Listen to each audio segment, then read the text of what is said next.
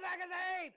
Everyone, welcome back to our Monster Hunter World walkthrough videos and tips, and this time we're going to be talking through Xeno'jiva farming. So you can see we've got most of the armor. We've managed to get the hide, we've got the claws, we've got the spine, and we've got the spurs, but we haven't got the Xeno'jiva headgear as of yet because we just need a couple more horns, and the horns are kind of the more difficult material to get because they're so high up on its head and they're a bit more difficult to break. However, we've got kind of a good way of taking them down. So you can see by following our methodology you can pick up quite a lot of material. So we've got like 15 soul scales still in the bank, we've got 8 wings, we've got 3 gems just sitting there.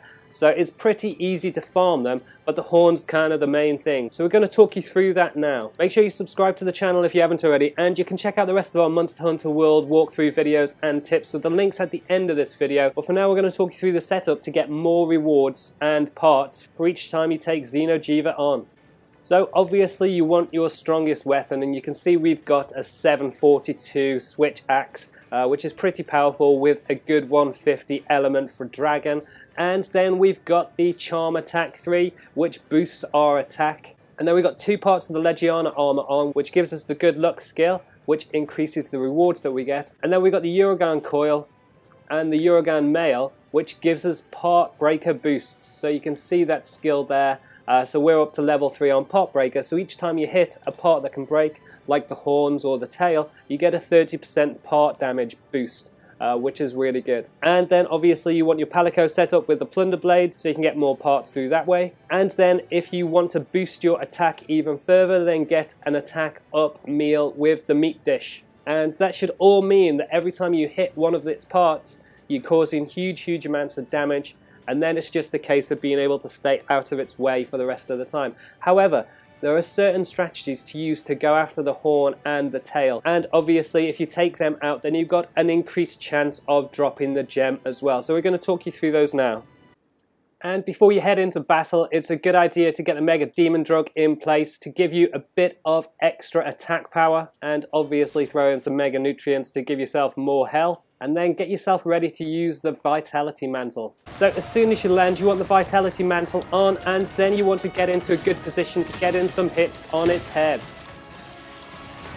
And a good way to do that is kind of to walk just underneath it, and then you should be able to just launch some attacks up at it, which gets it in the head. And there you can see getting some really good hits on the head.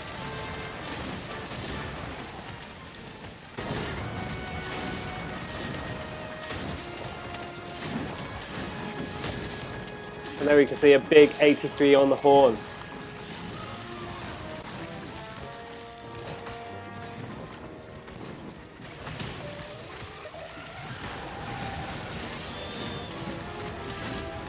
And whenever it falls to the floor, it's a good idea to just try and get in as many hits to those horns as you can.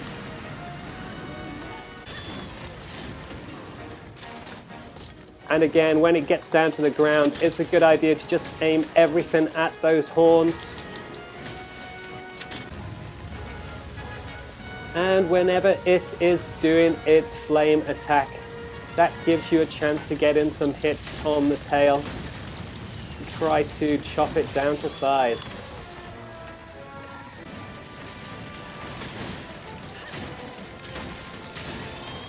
You can also bring it down by attacking its feet, which gives you a much better opportunity to get in those hits to the head.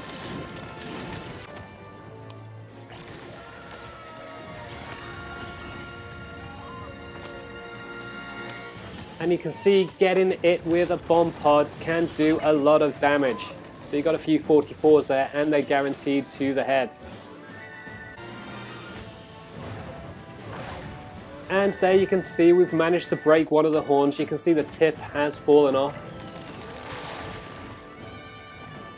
So there you go, we've carved one of the horns. And we got another horn in our bonus rewards. That was 2 horns from the same hunt where we were just going after the head. Okay, and like you did with the horn, it's just a case of getting as close to the tail and wailing away. And when it's down on the ground, try and get as much damage on the tip of the tail as you can. And even though you don't do as much damage onto the tail as you do when you get to the tip, it's good just to get in as many hits on it as possible.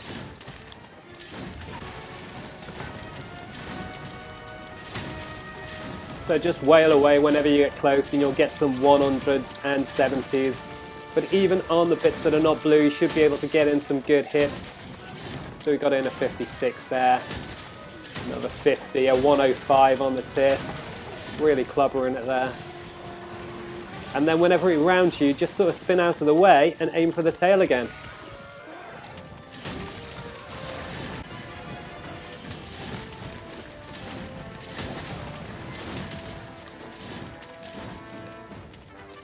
And there you go. If you keep going after that tail, you will take it down. So there you can see it's severed there. And we're just waiting for it to do this blast. And then we're going to go over and carve it.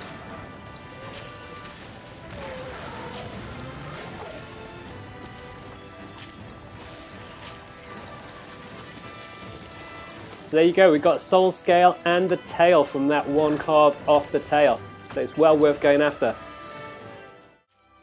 And we managed to carve another tail. And there we go, picked up the gem on the carve.